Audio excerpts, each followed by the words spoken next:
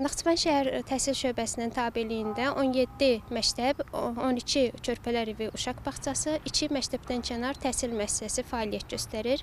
Bu müəssisələrdə, qazanxanalarda olan problemlər, nasazlıqlar müvafiq qurumlar tərəfindən yoxlanılmış və aradan qaldırılmışdır.